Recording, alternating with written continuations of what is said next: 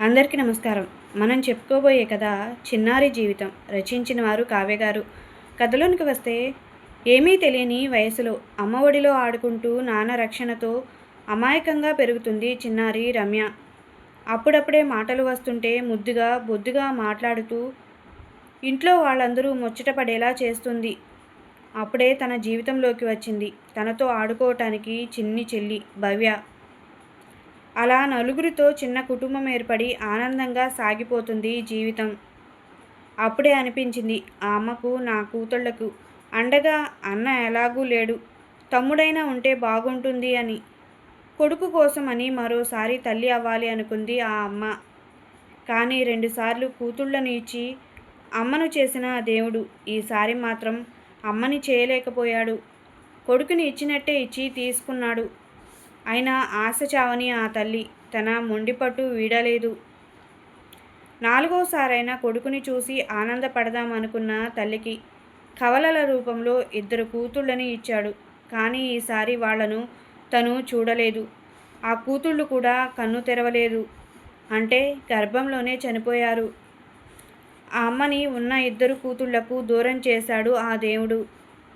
చిన్న వయసులోనే అమ్మ ఒడిలో పెరగాల్సిన వాళ్ళు ఆ అమ్మనే కోల్పోయారు.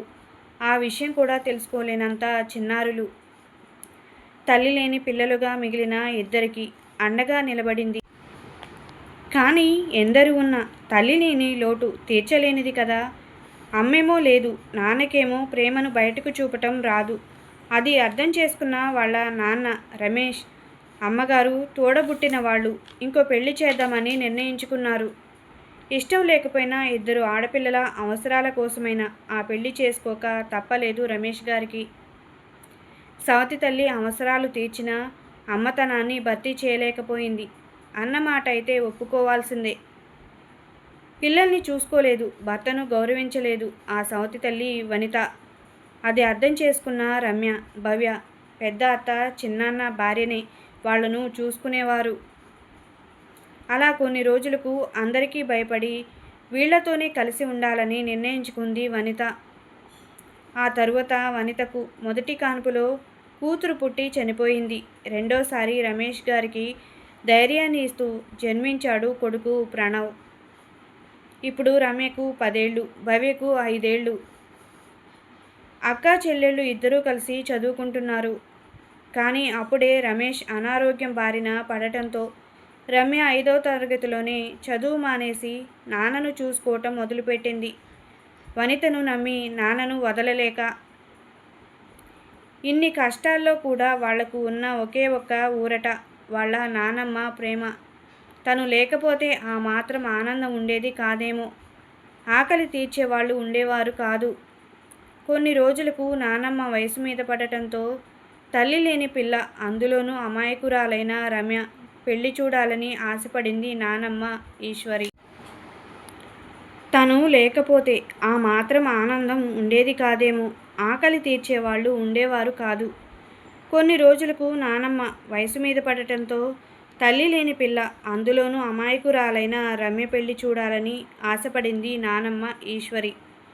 12 ఏళ్ల కూడా నిండని తనకు పెళ్ళంటే ఏంటి అని కూడా తెలీదు. తమ్ముడితో చెల్లితో ఆడుకుంటూ ఎంతో కొంత ఆనందంగా ఉంటున్న రమ్యకు పెళ్లి చేయాలని నిర్ణయించుకున్నారు. అబ్బాయి వాళ్ళు కొంచెం పరిచయం ఉన్న వాళ్ళు కావటంతో ఆస్తిపాస్తులు కూడా కొంచెం బాగానే ఉన్నాయి. అమ్మాయి కొంచెమైనా సుఖపడుతుందేమో అన్న ఉద్దేశంతో అందరూ పెళ్లికి ఒప్పుకున్నారు. తన ప్రమేయం లేకుండానే పెళ్లి జరిగిపోయింది. ఎందుకు చేసుకుందో కూడా తెలియని వయసు. ఒక చేతిలో పెట్టాం అని ఇప్పటికైనా సవతి తల్లి నుంచి తప్పించుకుని అత్తారింట్లో రమ్య ఆనందంగా ఉంటుంది అని భావించారు రమ్య వాళ్ళ నాన్న నాన్నమ్మ. కానీ విధిరాత మన చేతిలో ఉండదు కదా.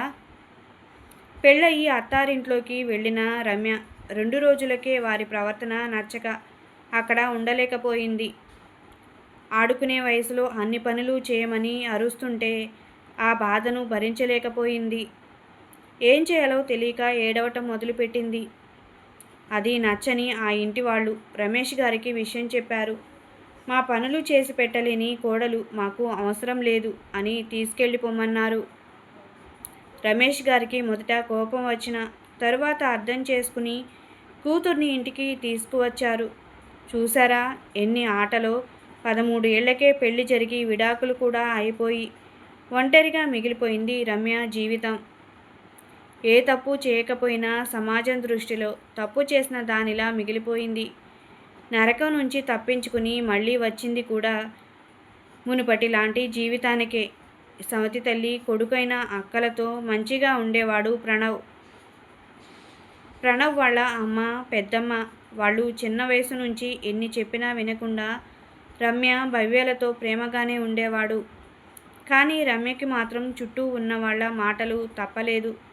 మంచి కుటుంబం, ఎందుకు అలా వచ్చేసావు? వాళ్ళు చెప్పినవి అన్నీ చేసి ఉంటే ఇప్పుడు సంతోషంగా ఉండేదానివి కదా. ఇప్పుడు ఆ అబ్బాయి వేరే అమ్మాయిని చేసుకుని ఆనందంగా ఉంటున్నాడు అనేవారు. కానీ రమ్య మాత్రం ఏం బదులు ఇచ్చేది కాదు. ఎందుకంటే ఆ బాధ తనకే తెలుసు. అలా కొన్ని రోజులు గడిచాక ఎదిగిన ఆడపిల్లని ఎన్ని రోజులు ఇంట్లో ఉంచుకుంటావు? అందులోనూ తనకిప్పుడు ఇది రెండో పెళ్ళి అని చుట్టుపక్కల వాళ్ళు చుట్టాల మాటలు చెవుల్లో మారుమోగుతున్నాయి రమేష్ గారికి. అసలే రమ్య చిన్నప్పటి నుండి కాస్త లావుగానే ఉండేది. దానితో మరింత భయం పెరిగింది వాళ్ళ నాన్న గుండెల్లో కూతురి జీవితం ఇలానే మిగిలిపోబోతుందా అని. అప్పుడే ఒక సంబంధం వచ్చింది రమ్యకు తెలిసిన వాళ్ళ ద్వారా. అదృష్టం ఏంటంటే అబ్బాయి వాళ్ళది మంచి కుటుంబం, మరియు పెళ్లి కొడుకుకి ఇది రెండో పెళ్ళి కాకపోవటం. దాంతో వాళ్ళు అంత ఆస్తి లేని వాళ్ళు అయినా సరే అని పెళ్ళికి ఒప్పుకున్నారు రమేష్ గారు. పెళ్లి రోజు రమ్యకు 16 ఏళ్ళు ఇప్పుడు. తన పెళ్లి రోజైనా కూడా తనే వాళ్ళ ఇంటి ముందు తలస్నానం చేసి ముగ్గులు వేస్తూ ఉంది. అప్పుడే మగపెళ్లి వారు ఊర్లోకి వచ్చారు అన్న సంగతి తెలియటంతో గబగబా ఇంట్లోకి పరిగెత్తింది. ప్రణవ్కి 6 ఏళ్ళు కూడా నిండలేదు. ఆయన అక్క పెళ్లిలో హడావిడిగా తిరుగుతున్నాడు. అందరూ చెప్పిన పనులు చిటికలో చేసేస్తున్నాడు. అలా ప్రణవ్ ఏం చెప్పినా పరుగున చేయటం చూసి మురిసిపోయాడు పెళ్లి కొడుకు రవీంద్ర. అలా ఏర్పాట్లు అన్నీ అయిపోయి తాళి కట్టే శుభవేళ రానే వచ్చింది. పచ్చటి పందిట్లో వేదమంత్రాల సాక్షిగా బంధుమిత్రుల ఆశీర్వాదంతో రమ్య మరియు రవీంద్రల వివాహ బంధం ముడిపడింది. అబ్బాయి వాళ్లకు ఆస్తి లేకపోయినా మంచివాళ్ళు అని ఆనందంగా ఉన్నారు రమ్య పుట్టింటి వాళ్ళు. కానీ రమ్య గుండెల్లో నుంచి భయం మాత్రం పోవట్లేదు. ఎందుకంటే మెట్టినింటి నుండి పుట్టింటికి చేరాలంటే 4 గంటల సమయం పడుతుంది. ఆ భయంతోనే అప్పగింతల కార్యక్రమం కూడా ముగిసింది.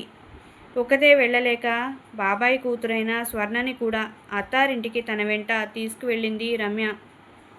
4 గంటల ప్రయాణం తరువాత తెలియని వాళ్లతో తెలియని చోటుకి భయంగా చేరుకుంది. మరుసటి రోజు ఉదయమే పెళ్లి కొడుకు వాళ్ళ ఇంట్లో విందు కార్యక్రమం కావటంతో ఎక్కువసేపు పడుకోలేకపోయింది. పెళ్లిలో ఎంతోమంది చుట్టాలున్నా పుట్టినిల్లు కావటంతో ఏమీ అనిపించలేదు. కానీ ఇక్కడ తెలిసిన వాళ్ళు కూడా ఎవరూ లేకపోవటంతో బెదిరిపోయి అందరినీ చూస్తుంది. రమ్య అసలు ఇంతమంది చుట్టాలు ఉంటారా అని మనసులో అనుకుంది. ఆ తరువాత రమ్య వాళ్ళ తరపున వాళ్ళు కొత్త జంటను తీసుకోవటానికి అని పెళ్లి కొడుకు వాళ్ళ ఇంటికి వచ్చారు. ఉదయం నుంచి కళ్ళు కాయలు కాసేలా చూసిన రమ్యకు తన ఇంటి నుంచి ఎవరూ రారేమో ఇంకా అని నిరుత్సాహపడి అలసిపోయి నుంచున్న తనకి వాళ్ళ నాన్న తన చెల్లి భవ్య చేతిని పట్టుకుని రావటం చూసి చాలా ఆనందపడింది. తరువాత రమ్య వాళ్ళ పుట్టింటికి వెళ్ళి తిరిగి తన భర్త ఇంటికి వచ్చిన రమ్యకు ఏదేమైనా తన జీవితమంతా తనకు తాళి కట్టిన వాడితోనే అని నిర్ణయించుకుంది. అలా రోజులు గడుస్తూ ముందుకు వెళ్తున్నాయి. కానీ ఒకరోజు రమ్యకి కళ్ళు తిరిగి కింద పడిపోయింది. దాంతో ఇంట్లో వాళ్ళందరూ కంగారు పడిపోయారు. కానీ రమ్య అత్తగారికి విషయం అర్థమై సంబరపడింది. అందరూ వింతగా చూస్తుంటే నా ఇంటికి ఇంకో మనవడు రాబోతున్నాడు అని వాళ్ళ అమ్మ రవీంద్రతో అనగానే అందరూ ఆనందపడ్డారు. అలా పెళ్ళైన 2-3 నెలల వరకు బాగానే గడిచిపోయాయి రోజులు. కానీ అత్తపెత్తనం అరాచకం మొదలైంది రమ్యకు. కడుపుతో ఉందని కూడా చూడకుండా ఇంటి పనులన్నీ చేయించేది రమ్య అత్త. రమ్య ఇద్దరు పెద్ద తోడికోడళ్ళు రమ్యతో చాలా బాగా ఉండేవారు. మరిది కూడా తమ్ముడులాగా చూసుకునేవాడు రమ్యను. అందరూ కలిసి ఒకే దగ్గర ఉమ్మడి కుటుంబంలాగా ఆనందంగా జీవిస్తున్నారు. కానీ కొడుకులు పనికి వెళ్ళాక కోడళ్ళకి అత్తపెత్తనం మాత్రం తప్పలేదు. పుట్టింట్లో బయట అడుగు పెట్టకుండా పెరిగిన రమ్యకు అత్తింట్లో కట్టెల కోసం నీళ్ల కోసం అంటూ బావుల చుట్టూ చెట్ల చుట్టూ తోడి కోడళ్లతో తిరగటం రోజువారీ పనిగా మారిపోయింది. ఇంటి పనులన్నీ చేసి తినేసరికే మధ్యాహ్నమయ్యేది. ఆ తరువాత రవీంద్ర అన్న పిల్లలు కొత్త పిన్ని అంటూ రమ్య చుట్టూ తిరుగుతుంటే వాళ్లతో కలిసి కాసేపు సమయాన్ని గడిపేది. 3 ముళ్లతో చుట్టూ ఉన్న మనుషులు, ఉన్న ప్రదేశం, రోజువారీ అలవాట్లు, తను బ్రతికిన చిన్న ప్రపంచం అన్నీ మారిపోయాయి. కడుపుతో ఉన్నవన్నీ పుట్టింటికి వెళ్ళమని అందరూ అన్నా కన్నతల్లి లేకపోవటంతో అత్తారింట్లోనే రోజులన్నీ గడిపేసింది రమ్య. అయినా ఒక్కరోజు కూడా తన తండ్రి మనస్ఫూర్తిగా రమ్యను పిలవకపోవటంతో పుట్టింటిపై ఆశలు చంపేసుకుని ఇక నుంచి తనకన్నీ తన భర్త, తన కడుపున పుట్టే పిల్లలే అని సర్దిపెట్టుకుంది రమ్య. 9 నెలలు నిండి నొప్పులతో బాధపడుతున్న రమ్యను ఆసుపత్రికి తీసుకువెళ్లారు. ఆసుపత్రికి తీసుకెళ్ళాక ఎన్నో నొప్పులు అనుభవించాక పండంటి మగబిడ్డకు జన్మనిచ్చింది రమ్య. బిడ్డ అచ్చం తనలాగే ఉన్నాడు అని ఎంతో మురిసిపోయాడు రవీంద్ర. అలానే తండ్రి పోలికలతో ముద్దుగా బొద్దుగా పుట్టాడు అని అందరూ చాలా ఆనందపడ్డారు, రమ్యతో సహా. కానీ ఈ ఆనందం కూడా ఎక్కువసేపు లేకుండా పోయింది. పుట్టిన కొద్దిసేపటికే బాబు చాలా వీక్గా ఉన్నాడు. అబ్జర్వేషన్లో పెట్టాలని చెప్పారు డాక్టర్స్.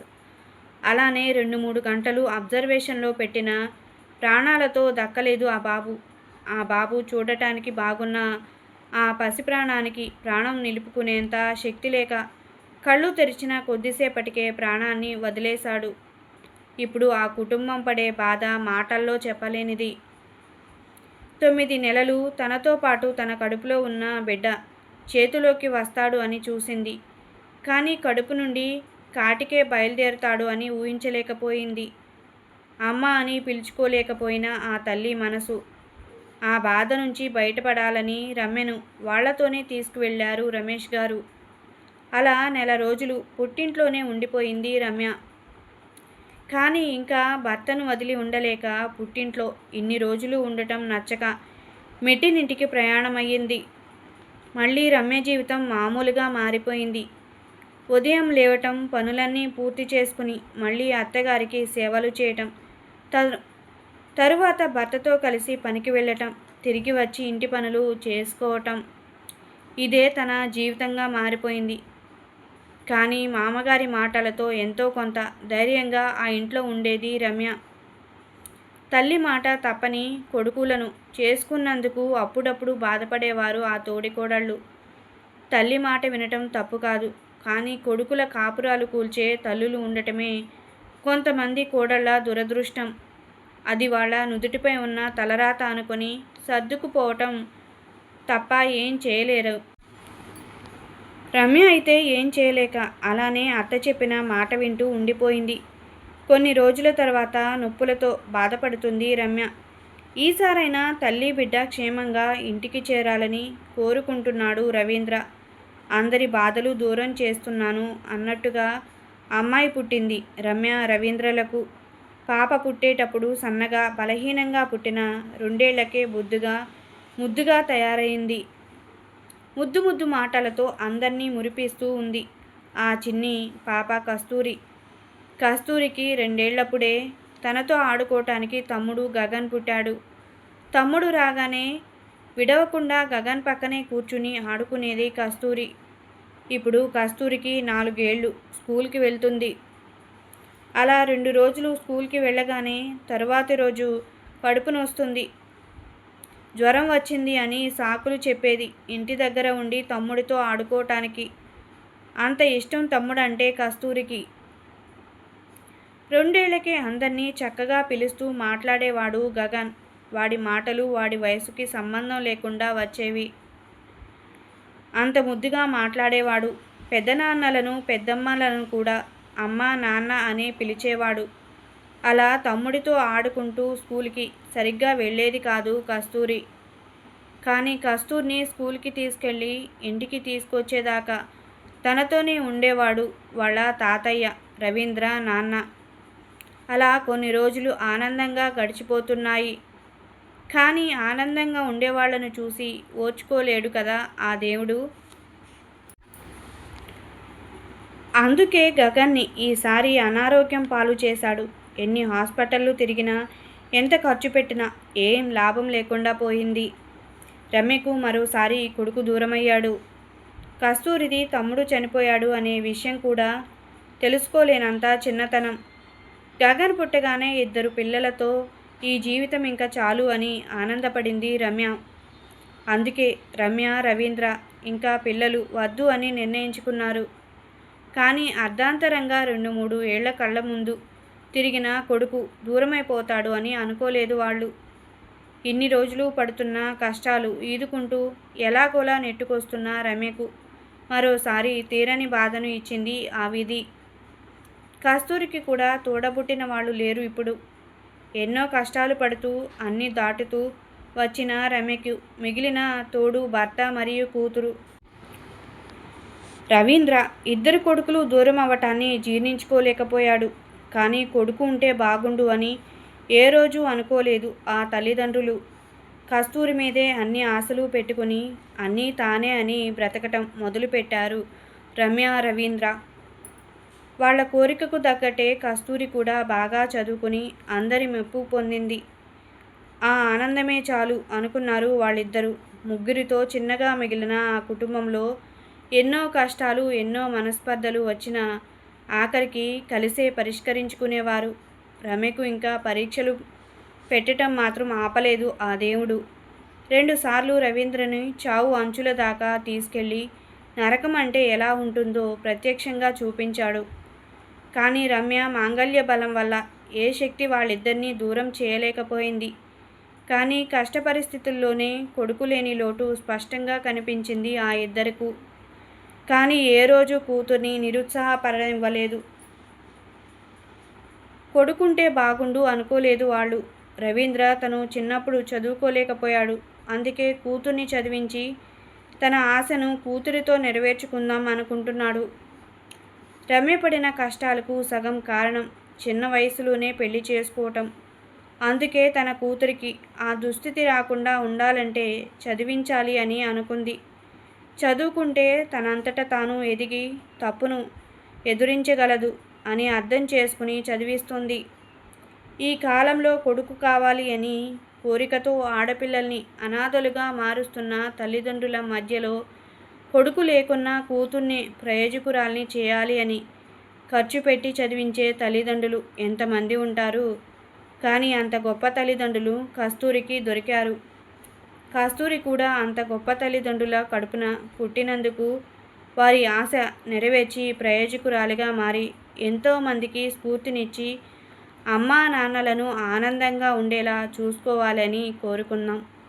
ఇంతటితో ఈ కథ సమాప్తం. కథ నచ్చినట్లయితే లైక్ చేయండి, షేర్ చేయండి, సబ్స్క్రైబ్ చేసుకోండి. Thank you.